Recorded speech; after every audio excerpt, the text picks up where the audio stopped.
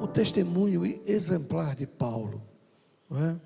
Como Paulo nos inspira a ter uma vida cristã coerente, não é? Abra sua Bíblia em segunda carta aos Coríntios, capítulo 12, vamos ler do versículo 1 ao versículo 6. Então, segunda carta de Paulo aos Coríntios, capítulo 12, do versículo 1 ao versículo 6. Nós vamos ler sobre o testemunho inspirador de Paulo. Diz assim: em verdade que não convém gloriar-me, mas passarei as visões e revelações do Senhor. Conheço um homem em Cristo que há 14 anos, se no corpo, não sei, se fora do corpo, não sei, Deus o sabe, foi arrebatado até o terceiro céu. E sei que tal homem, se no corpo, se fora do corpo, não sei, Deus o sabe, foi arrebatado ao paraíso e ouviu palavras inefáveis, de quem ao homem não é lícito falar. De um assim me gloriarei, mas de mim mesmo não me gloriarei, senão nas minhas fraquezas. Porque se quiser gloriar-me, não serei nércio, porque direi a verdade, mas deixo isso para que ninguém cuide de mim mais do que em mim vê ou de mim ouve. Deus, muito obrigado pela tua palavra, muito obrigado por tudo. Nos ajude nessa breve meditação, nos dê a tua orientação, em nome de Jesus, amém. Paulo, o apóstolo Paulo, irmão, é sem dúvida alguma uma das maiores figuras da igreja, e é inegável a sua liderança entre os apóstolos e entre as igrejas gentias, né? Por exemplo, olha o que é que Pedro fala dele. O apóstolo Pedro, que era tido como uma das colunas da igreja. 2 Pedro, capítulo 3, versículo 15. E tendo por salvação a longanimidade de nosso Senhor, como também o nosso amado irmão Paulo vos escreveu, segundo a sabedoria que lhe foi dada. Então o próprio Pedro dá testemunho da profundidade de Paulo, da sua profundidade, da sua sabedoria, do seu conhecimento de Cristo. E Pedro, como eu já disse aqui, era tido como uma das colunas da igreja, não é? Não era apenas um apóstolo, era um grande apóstolo, como João, como Tiago. Entre as igrejas, a gente vê o texto que Paulo escreve lá em 2 Coríntios, capítulo 11. Vamos ler o versículo 30, mais ou menos, o versículo 30. 2 Coríntios 11, 30. Ele diz: se convém gloriar-me-ei no que diz respeito à minha fraqueza. Ele termina essa descrição a respeito de si mesmo, o seu ministério, do cuidado. Leia o texto aí que você vai ver, do cuidado das igrejas de Deus, com essa citação da sua própria fraqueza, como dizendo: eu não sou ninguém superior, não sou ninguém de outro planeta, eu sou um homem como qualquer um de vocês, mas sou servo do Senhor Jesus. E dentro desse tema, Paulo, ele nos deixa aqui uma grande lição, porque ele nos dá aqui 2 pontos para a gente considerar o seu testemunho. E esses 2 pontos que ele dá é alguma coisa que ocorre com todos nós. Você dá uma olhadinha aqui em 2 Coríntios 12, no versículo 6, ele diz assim: porque direi a verdade, mas deixo isso, que ninguém cuide de mim mais do que em mim vê e de mim ouve. Então ele diz: considere o meu testemunho em 2 pontos: o que você vê em mim e o que você escuta de mim. Agora, pensando em nós, a gente tem que fazer uma avaliação.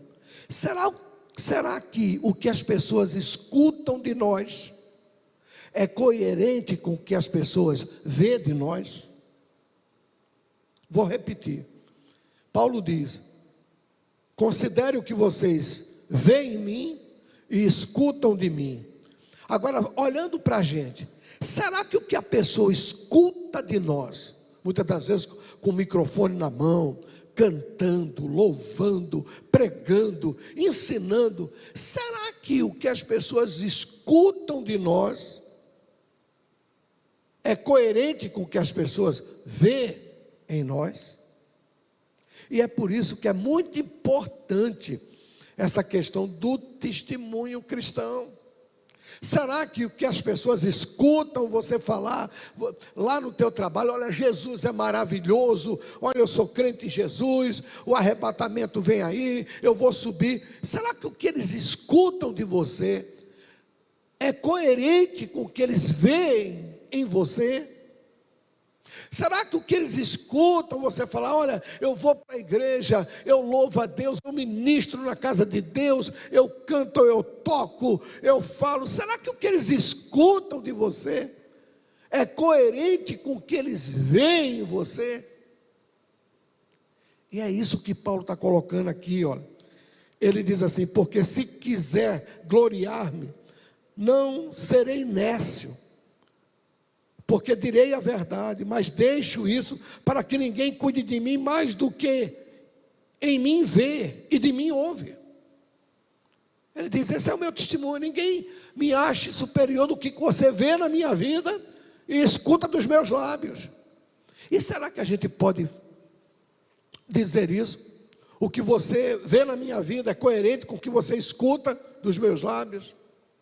O que você escuta de mim é coerente com o que eu vivo? Ou você chega na igreja: vamos dar glória a Deus, aleluia, Jesus é bom, e lá fora tu tem uma vida toda esculhambada, tem uma boca suja,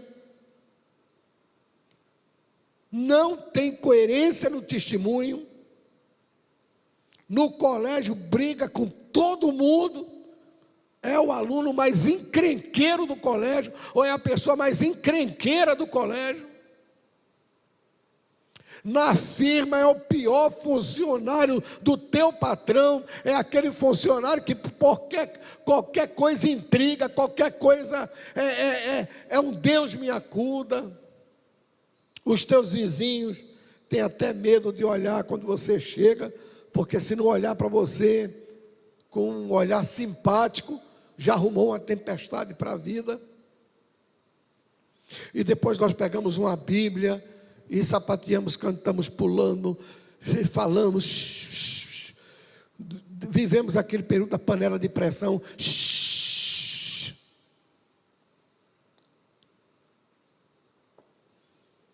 E não bate, não há coerência. Então a gente tem que pedir a Deus: Senhor, tenha misericórdia. O testemunho é muito poderoso. Quem já aqui ouviu falar em Mahatma Gandhi? Quem já ouviu falar? Mahatma Gandhi foi um pacifista hindu, que sua política era fazer a paz. Quem conhece a biografia sabe que teve uma vida conturbada até chegar a esse zen, a esse coisa. Mas foi uma figura mundial. Sabe o que foi que ele disse uma vez? Isso é verdade. Ele disse que se encontrasse 5 crentes que cumprissem Mateus capítulo 5, ele se convertia. Olha que desafio. 5 crentes que cumprissem Mateus capítulo 5, ele se convertia. Olha o que é que Jesus diz em Mateus 5, do versículo 13 ao 16. Olha o que Jesus fala. Por isso, irmão, que é muito importante, filho, para mim, é muito importante para mim, como pastor, dar um testemunho de pastor.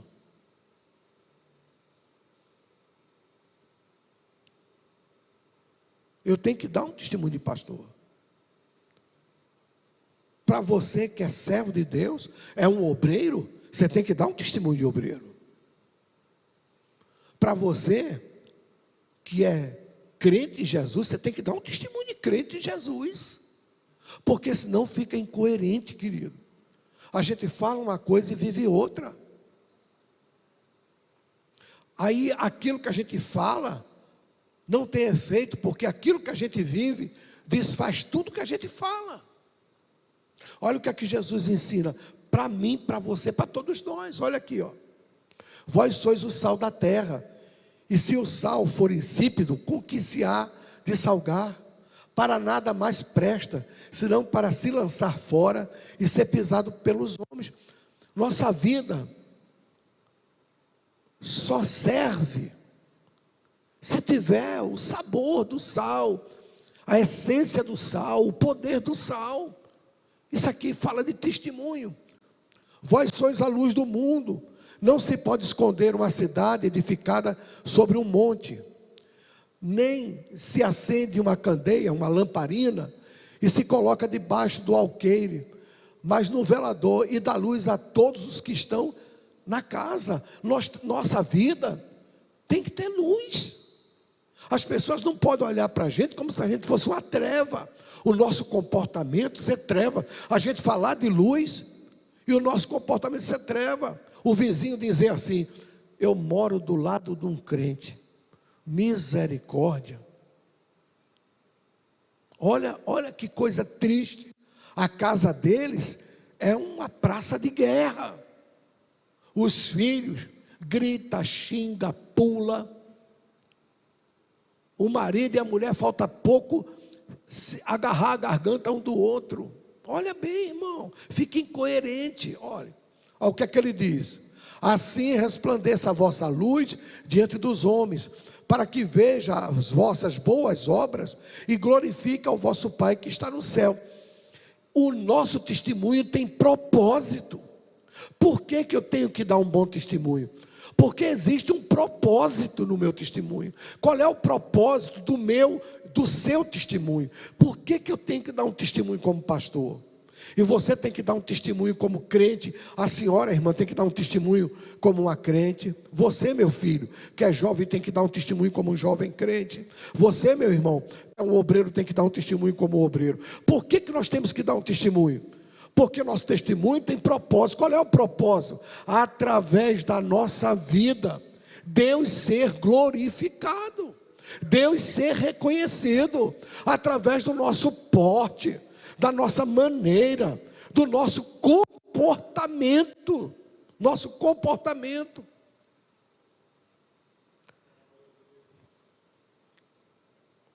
Irmão, é muito triste a gente viver ouvindo e só ouvir.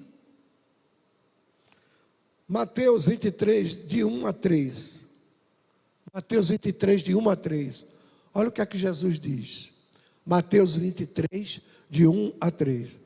Então falou Jesus à multidão e aos seus discípulos, dizendo: na cadeira de Moisés estão assentados escribas e fariseus. Observai, pois, e praticai tudo o que vos disserem, mas não procedais em conformidade com as suas obras, porque dizem o quê? E não praticam. Você já pensou? Já pensou? Dizem, mas não praticam. Jesus disse: ó, escuta tudo que eles falam, mas não faça igual a eles não, porque eles dizem e não faz. Diz e não faz. Tiago 1, versículo 21 ao 24. Tiago 1, versículo 21 ao 24.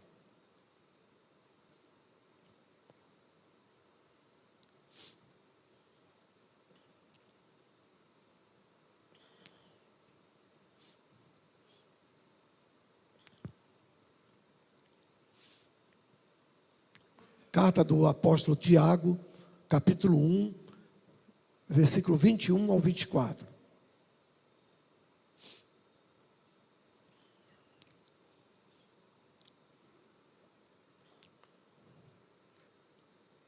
Não está vindo? Tá. Capítulo 21, versículo 21, aliás. Versículo 21. Pelo que, rejeitando toda a imundícia e acúmulo de malícia, recebei com mansidão a palavra em vós enxertada, a qual pode salvar as vossas almas. 22. Sedes cumpridores da palavra, e não somente ouvintes, enganando-vos com falsos discursos. Porque se alguém é ouvinte da palavra e não cumpridor, é semelhante ao varão que contempla ao espelho o seu rosto natural, porque se contempla a si mesmo e foi-se, e logo se esqueceu de como era.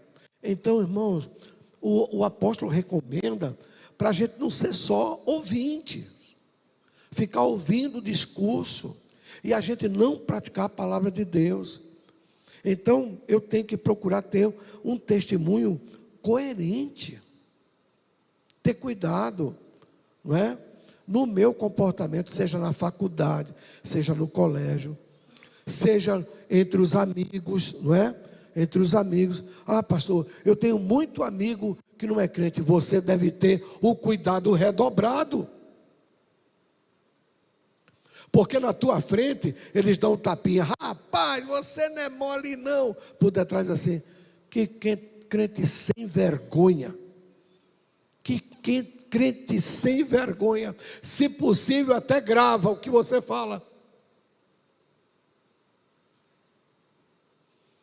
E depois exibe, ó, filma, olha o comportamento dessa moça. Olha aqui, cuidado com isso, irmão. Cuidado. Tenha muito cuidado, muito cuidado. Paulo diz, o que você vê em mim e escuta de mim. Ele tinha uma vida coerente com aquilo que ele ensinava, com aquilo que ele pregava. Sua vida não era diferente daquilo que ele falava. Então a gente tem que ter esse cuidado, não é? Porque é muito triste quando nós nos deparamos com a situação dessa. Perdemos o poder do Evangelho pela falta do nosso testemunho. Não podemos trazer um vizinho a Cristo, não podemos trazer um parente, porque a gente dá um mau testemunho no meio da família. Não podemos trazer uma pessoa a Cristo, porque damos um mau testemunho. Então a gente tem que pedir a Deus. Vamos pensar no exemplo de Paulo. Que exemplo lindo, que coisa maravilhosa. Como é bom ter uma vida assim, pautada pela palavra de Deus. Vamos ler Mateus 22, do 37 ao 39. Mateus 22, versículo 37. E Jesus disse-lhes: amarás ao Senhor teu Deus de todo o teu coração, e de toda a tua alma, e de todo o teu pensamento. Este é o primeiro e grande mandamento. O segundo, semelhante a este, é: amarás o teu próximo como a ti mesmo. Já pensou? Você é crente, não fala com a vizinha, porque você tem briga. Você é crente, você tem uma arenga com a colega lá no colégio. Ela olha para você, você vira o rosto. Você não tem uma palavra. Você é de mal. Você cortou o dedinho. Estou de mal. E você vai para o zap, fulano é isso, é aquilo. Meu Deus, meu Deus, meu Deus. Ou você é um homem cristão e você está de mal, é brigado, é contra fulano. Você tem um colar de inimizades. E como a gente vai fazer? E como depois nós vamos testificar para essas pessoas? E como nós vamos levar essas pessoas a Cristo? E o que é que essas pessoas vão ver em nós? E o que é que Jesus pensa disso? Somos crentes, mas temos uma corrente de inimigos. Vivemos uma vida com adversários. Temos adversários. Vivemos disputando. Como? Temos mal-estar. Sentimos mal-estar. Tem pessoas que ainda têm que dizer: eu não aguento olhar para a cara de fulana, irmã do céu. Irmã, minha irmã em Cristo.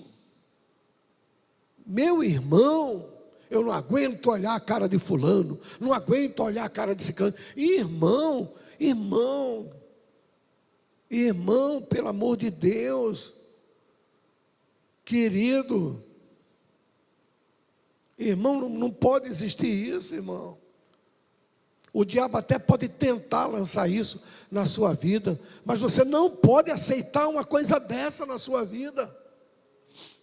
Você não pode aceitar. Você é que tem que expurgar isso. Você é que tem que se conscientizar. Olha o que é que Jesus está falando aqui. Olha o que é que diz. E às vezes não é nem extra, às vezes é dentro da igreja. Tem pessoas que você não fala dentro da igreja. Tem pessoas que você não tem consideração de amor dentro da igreja. Você não tem consideração de amor dentro da igreja, você não tem consideração de amor. Olha o que é que Paulo fala aqui, Romanos 15, versículo 1 a 6. Ele está escrevendo para a igreja. Carta aos Romanos é para a igreja em Roma. Mas nós que somos fortes, devemos suportar as fraquezas dos fracos e não agradar a nós mesmos. Ah, pastor, eu tratei aquele irmão com tanto carinho, ele me fez uma ignorância. Irmão, você não tem culpa dele ser estúpido, dele ser sem educação, dele ter uma natureza ruim. Só não deixe que a estupidez dele, a falta de educação dele e a natureza ruim dele venha impregnar a sua vida. Só não permita isso. Você não tem culpa. Você não vive a vida dos outros, mas você vive a sua vida. Olha aqui. Portanto, cada um de nós agrada ao seu próximo no que é bom para edificação. Porque também Cristo não agradou a si mesmo, mas como está escrito: sobre mim caíram as injúrias dos que te injuriavam. Porque tudo que dantes foi escrito, para nosso ensino foi escrito, para que pela paciência e consolação das escrituras tenhamos esperança. Não deixe. Ah, pastor, eu tenho isso no meu coração. Eu vi uma determinada pessoa, muito conhecida no Brasil, muito conhecida, externando uma mágoa que ele carrega no peito, de uma ignorância que fizeram com os filhos. E o cara carrega uma mágoa mesmo. Você via pelo testemunho da pessoa que é uma mágoa, uma coisa que aconteceu quando os filhos eram pequenos. Os filhos estão tudo grandes, se casaram, já deram neto a ele, e o cara ainda fala hoje com uma mágoa que guarda no coração. Uma pessoa conhecida no Brasil todo.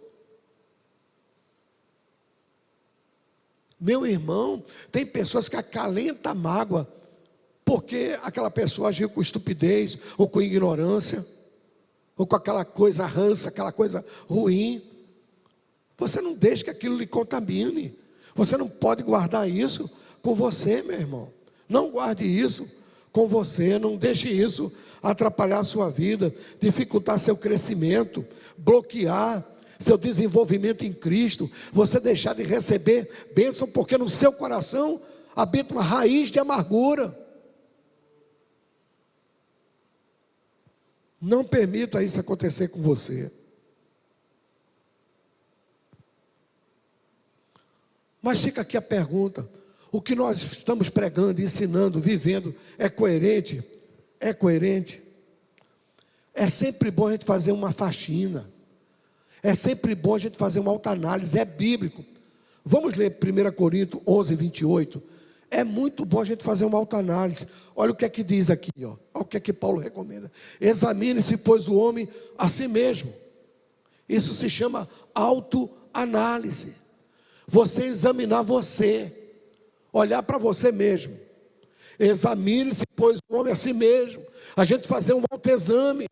A gente ouvir uma palavra dessa e dizer: será que eu estou vivendo aquilo que eu falo, que eu ensino, que eu digo lá no meu trabalho, no meu colégio, que é a proposta do Evangelho? Eu estou vivendo o que o Evangelho propõe ou não?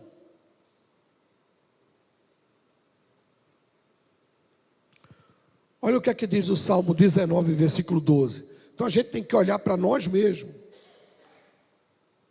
Quem pode entender os seus próprios erros? É uma pergunta, porque às vezes a gente é craque em apontar os erros dos outros. A gente é fera em apontar os erros dos outros. Mas aqui a pergunta é: quem pode entender os próprios erros? Aí o salmista diz: expurga-me tu dos que me são ocultos. Porque tem coisas que é oculta até para nós mesmos.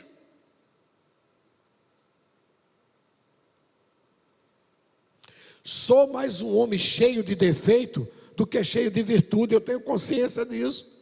Mas graças a Deus que me dá a vitória por nosso Senhor Jesus Cristo. Mas a gente tem que fazer uma autoanálise, irmão. A gente tem que olhar direitinho. Por exemplo, você fala a verdade? Você fala a verdade? Ou você sempre põe uma conversinha no meio da conversa que não é verdade? Fala a verdade. Ou sua conversa tem sempre uma conversinha no meio da conversa que a luzinha faz pipi, está mentindo.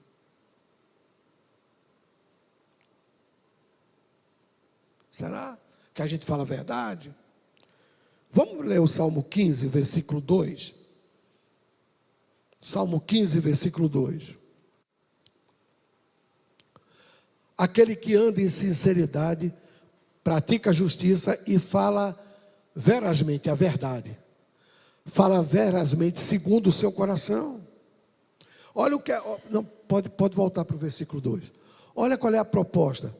Andar aqui é viver, ter uma vida sincera, sem maquiagem, sem cera. Praticar justiça, o que é justo.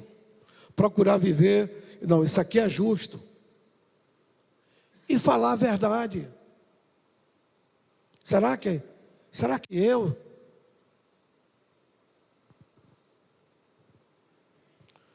A gente tem que ter muito cuidado. Porque a mentira, não se case com a mentira, porque teu sogro é uma desgraça. João 8,44.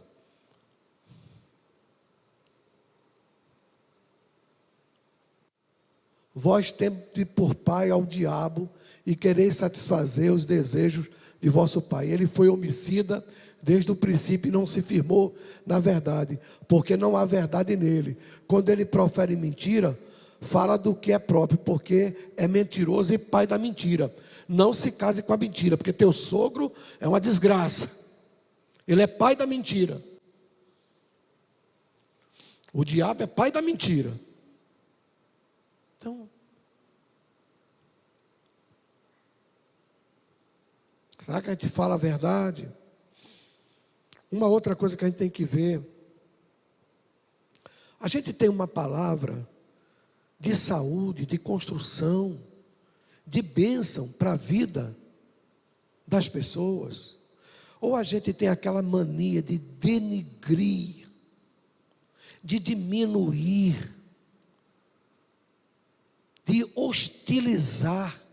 Às vezes uma pessoa que a gente não tem caráter, nem coragem, de chamar e dizer assim: vem cá, olha aqui no meu olho. Ó, meu irmão, é branco, preto e branco. Aí fica por trás, hostilizando, minimizando, prejudicando. Será que a gente pratica assim? A gente vive assim? Vamos ver o versículo 2 do Salmo 15. Agora joga o 2. Salmo 15, versículo 2. Aliás, versículo 3. Aquele que não difama com a sua língua, nem faz mal ao seu próximo, nem aceita nenhuma afronta contra o seu próximo. Será que a gente faz isso? Ou a gente é aquele que morde e depois assopra? Morde e depois...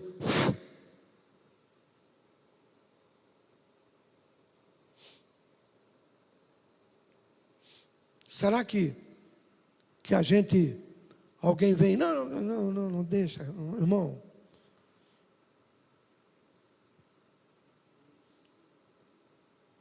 Eu não tenho nada para falar de bom, não quero falar de mal. Não tenho nada para falar de bom, então não quero falar de mal. Olha, não tenho nada para falar de bom desse pedestal.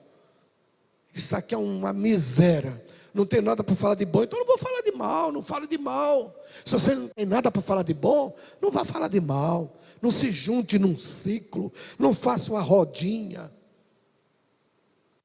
Será que a conversa da rodinha é só meter o pau na vida dos outros? Será que não tem nenhum outro assunto mais atraente, mais edificante, melhor, mais gracioso para falar?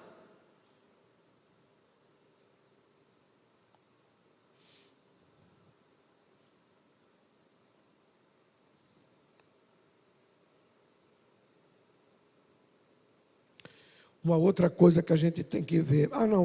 Vamos ler o Salmo 101, versículo de 5 a 7, porque é muito importante nesse assunto aqui, da gente defamar os outros. Ó. Aquele que difama o seu próximo às escondidas, porque todo difamador não tem caráter para falar na cara. Aquele que difama o seu próximo às escondidas, eu o destruirei. Aquele que tem olhar altivo e coração soberbo, não suportarei. Pode ir. O 4. Um coração perverso se apartará de mim, não conhecerei o homem mau. O 5. Aquele que difama o seu próximo às escondidas, eu destruirei. E aquele que tem o olhar altivo e o coração soberbo, não suportarei.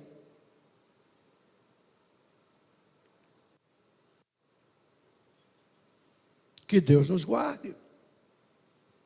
Por isso que eu sempre digo a vocês, irmãos, a quem eu amo vocês.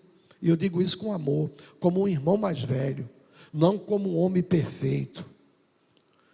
Estou falando como um homem mais velho. Não comungue de roda para meter o pau na vida dos outros. Vai se afastando. Você viu, é isso aqui direto, é isso aqui, você vai saindo devagarzinho. Obrigado. Não posso, não dá, não tenho tempo, tenho outra coisa, tem que acertar. Você vai saindo devagarzinho, vai saindo, vai saindo, vai saindo, porque isso é uma destruição na sua vida. Olha o que é que o Senhor está falando, isso não é brincadeira não.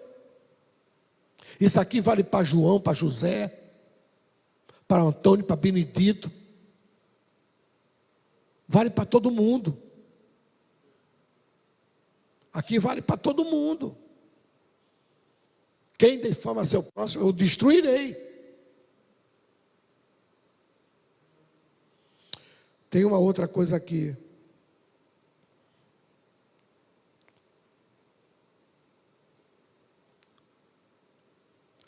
Como estamos conduzindo as nossas finanças? Salmo 15, versículo 5. Olha o que é que diz. Aquele que não empresta o seu dinheiro com usura. Você sabe o que é usura? Juros. Tem crente que faz papel de agiota. Ele empresta, mas empresta com juros. Aonde você aprendeu na palavra de Deus que um cristão empresta dinheiro com juros?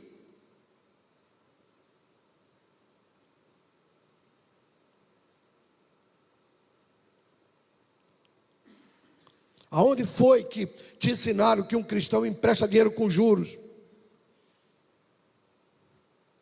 Nem recebe subornos contra o inocente. Quem faz isto nunca será abalado. Aquele que não empresta o seu dinheiro com juros e que não aceita suborno contra o inocente, quem faz isso nunca será abalado. Como é que eu estou conduzindo as minhas finanças? Eu estou me portando como um agiota, como um homem mundano, que empresta o dinheiro já calculando em extorquir uma pessoa no futuro, querendo prender uma pessoa psicologicamente, emocionalmente, que me torna um carrasco daquela pessoa?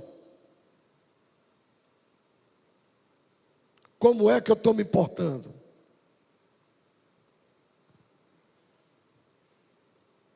Uma outra coisa que a gente tem que pensar, olhando, será que nós estamos ensinando e vivendo uma vida coerente? Nossos filhos nos respeitam ou têm medo da gente? É uma pergunta.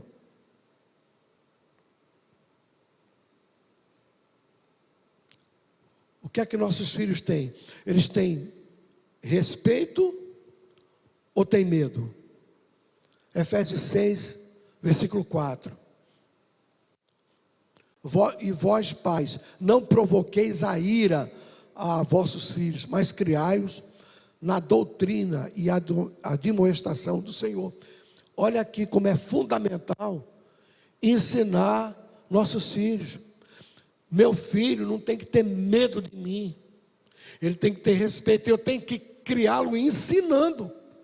Doutrina é ensinar. Por quê, pastor? Porque uma criança não sabe a diferença que tem entre ordenança, informação e sugestão. Uma criança não sabe o que é uma sugestão. Uma criança não sabe a diferença de uma sugestão para uma informação. E uma criança não sabe a diferença de uma sugestão, de uma informação e de uma ordem. Então eu tenho que fazer o quê? Dar instrução. Quem dá a instrução não é o colégio. Tonto é o pai e a mãe que acha que quem vai dar essa instrução de vida, essa educação, é o colégio. O colégio instrui, sim, nas matérias da sua grade curricular lá, mas vida, educação de vida, quem dá somos nós. Não é o colégio que vai ensinar o que é certo e errado. Quem ensina somos nós. Não é o colégio que vai ensinar ele temer a Deus. Quem ensina somos nós. Não é o colégio que vai ensinar a ele procurar ser um homem honesto, direito, íntegro. Quem ensina somos nós. Não é o colégio que vai ensiná-los a temer a Deus. Quem ensina somos nós.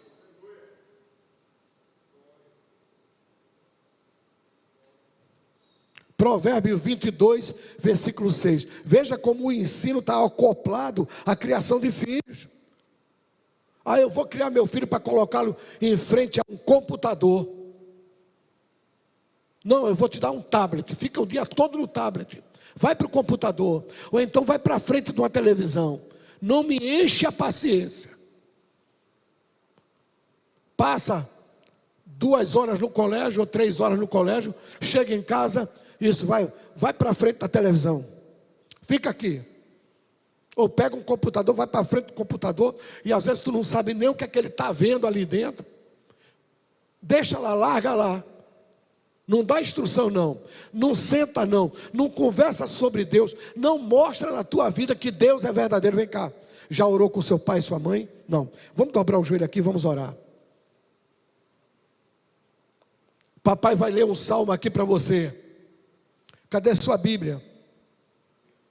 Pai, o senhor me deu um tablet, um computador, um celular, um disco voador, mas o senhor nunca comprou uma Bíblia e colocou na minha mão. Tome, seu maior presente. Aprenda aqui a palavra de Deus. Quem tem que educá-los no caminho do Senhor somos nós. Olha aí o que é que diz Provérbios 22, versículo 6.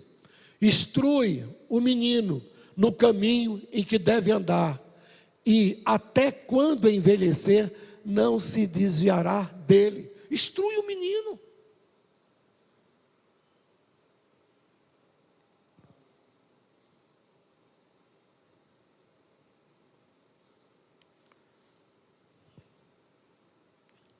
Como é a nossa vida com o nosso cônjuge? A gente se transforma quando chega na porta da igreja? Nos apaixonamos aqui? Sorrimos aqui? Como é a nossa vida com os nossos cônjuges? Como é? Efésios 5, 22 a 25, vamos ler. Vós mulheres sujeitai-vos a vossos maridos como ao Senhor, porque o marido é a cabeça da mulher.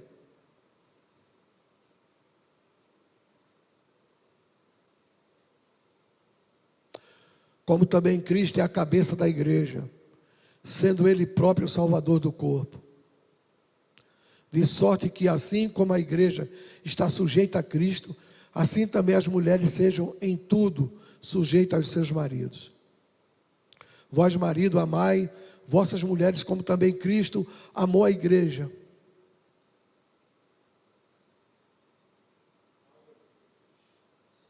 E a si mesmo se entregou por ela, para a santificar, purificando-a com a lavagem da água pela palavra. Será que é esse o nosso padrão? Ou será que quando a gente chega em casa, a gente se transforma nesse homem de Provérbios 29 e 22? Provérbios 29 e 22. Você sabe o que é iracundo? É um camarada que por qualquer coisa se ira. Iracundo é aquele camarada que se a mulher botar um prato de comida frio, ele vai brigar porque o prato não está quente. Se o filho lá no quarto, sem querer, derruba uma coisa, pá, e faz um barulho, qualquer coisa, o camarada se ira. Qualquer coisa é motivo de briga, qualquer coisa é motivo de ira, qualquer coisa é motivo de desavença.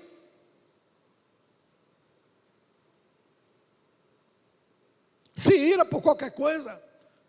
A Bíblia diz assim: o homem iracundo levanta contendas, e o furioso multiplica transgressões.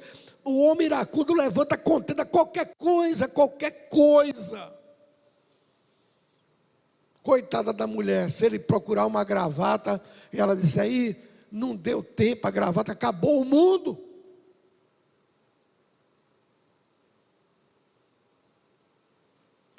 Será que é isso que acontece com a gente? Aí os vizinhos escutam aquelas declarações de amor.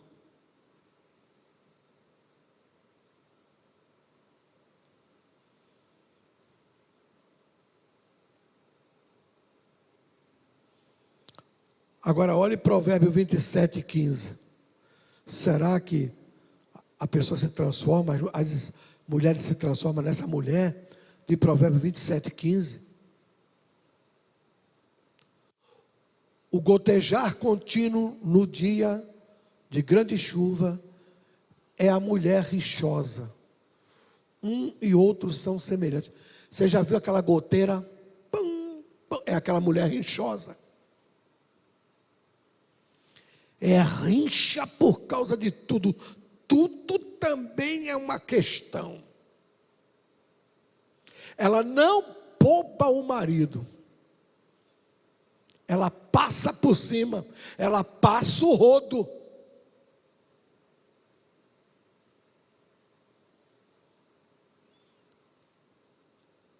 Começa uma questão, uma bobeira. De manhã ela faz questão de aloprar. Ela faz questão de inflamar de tarde e de arrebentar de noite. Acabou. É um dia de miséria, é um dia de confusão, é um dia de contenda, é um dia de falta de paz, porque ela é rixosa. Ela não sabe dar um passo atrás. Ela não sabe dizer desculpa. Ela não sabe dizer, vamos deixar isso para lá, porque quando dois não quer, quando um não quer, dois não briga. É aquela coisa contínua, aquele gotejar, até que o camarada estoura. Bum!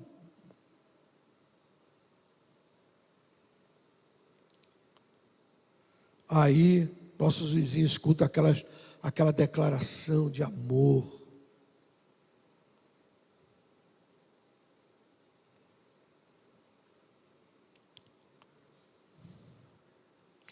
Uma outra coisa, será que a nossa consagração, ela é real ou é superficial?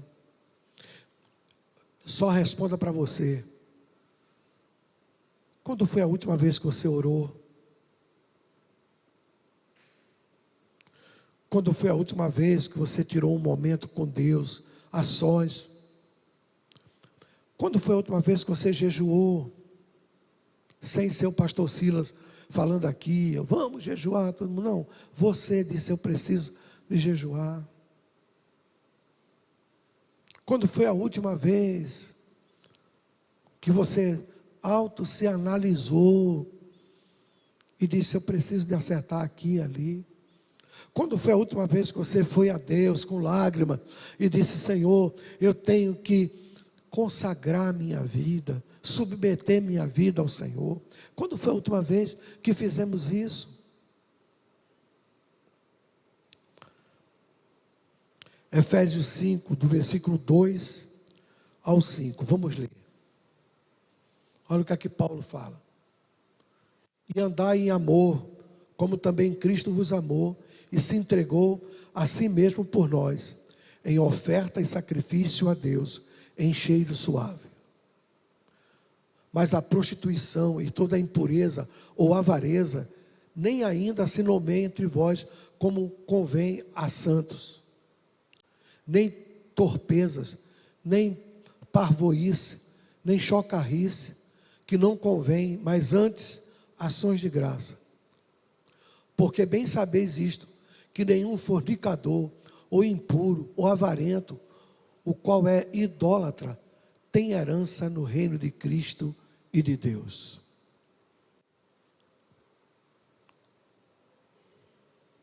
Que Deus nos guarde. Guarde a mim, guarde a você. Eu não estou falando isso aqui dizendo, olha, eu sou o suprassumo que não está. Não, eu estou aqui envolvido também, eu também preciso. Mas é muito bom a gente guardar essa palavra de Paulo quando ele diz isto, quando ele fala, ninguém cuide de mim mais do que em mim vê. ou de mim ouve. Ninguém vai além daquilo que de mim vê ou de mim ouve.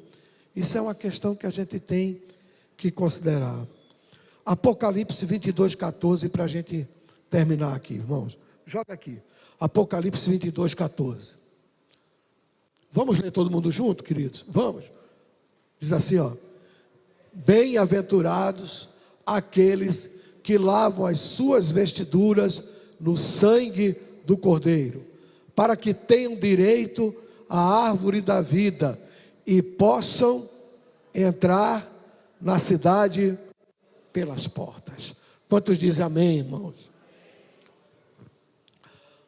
A porta da graça justifica o nosso arrependimento. Amém?